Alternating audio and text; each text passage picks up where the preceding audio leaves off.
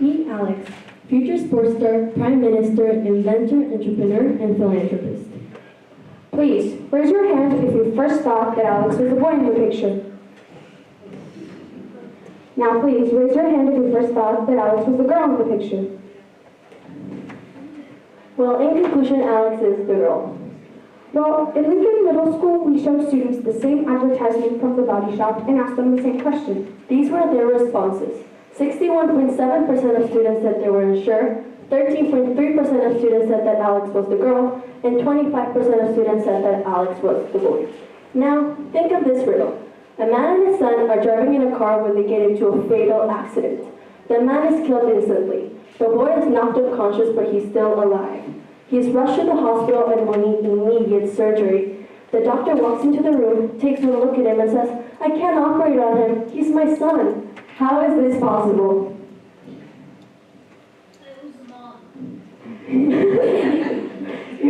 You may be correct, but most people assume that the boy's father is the doctor, even though 35% of doctors in the United States of America are women, according to the Henry Kaiser Family Foundation. These are very clear and common examples of gender stereotypes. But what exactly is a gender stereotype? Well, a gender stereotype is a characteristic or role that is ascribed to a man or woman. It is an idea of how a man or woman should look, act, and think like. Gender stereotypes are present in our daily lives, in books, magazines, advertisements, television, basically everywhere, and most times we don't even notice them. Since we are born, we have been taught to behave in a specific way and meet certain standards. When you walk into a children's store, the toys are divided into two different sections, a boys section and a girls section, each believed to belong to the specific gender, such as baby dolls or cars. As harmless as these may seem, these studies shape a child's mind into ignoring their individuality and be what society wants them to be rather than who they want to be. According to Frontiers Media Essay, in most European countries, the amount of women pursuing a career in STEM, science, technology, engineering, and mathematics is still very low. In the UK, only 14.4% of women pursue a career in STEM. A research done by Stanford University indicates that one of the main reasons why women avoid these careers is because of the stereotype perception. Gender stereotypes limit people's talents, abilities, and emotions. Many times it forces us to be somewhere we're not. How many times have you heard someone tell a girl they're not good at soccer even though they're good at it? Or how many times have you seen a boy who's too afraid to cry in front of people because that's too girly? According to ABC Health and Wellbeing, male suicide statistics in Australia show that men are 3 times more likely to commit suicide than women.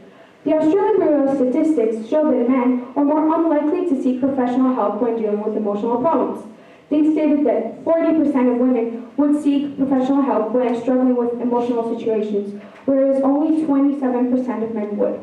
A research done by Nova Southeastern University psychologist Ronald F. Levin indicates that some men worry that society might look down on them if they can't deal with their problems on their own, and that needing or seeking help is an uncommon behavior for a male.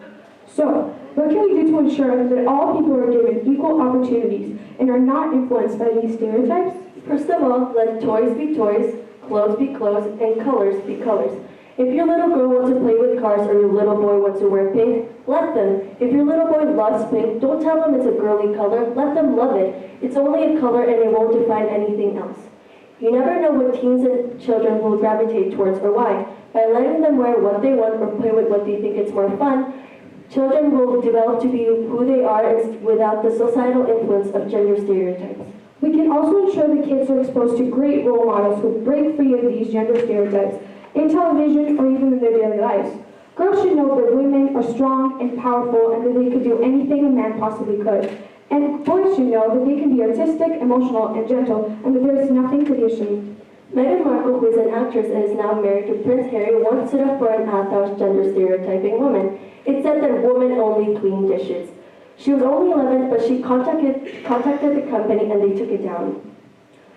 On November 2018, a 9-year-old girl named Riley Morrison wrote a letter to NBA player Stephen Curry questioning him why his new sneakers, the Curry 5s, were only sold under the boys section. He then responded to her letter by saying he would work on the issue right away and send her the newest version of the shoes. Just like Meghan Markle and Riley once stood up for what they believed in, you can too. Small changes make a big impact. So remember, let colors be colors, let clothes be clothes, and let toys be toys. Expose children to great role models that break free from gender stereotypes, and please speak up for what you believe in. Let's all help to make a world where boys and girls can be whoever they want to be. Thank you.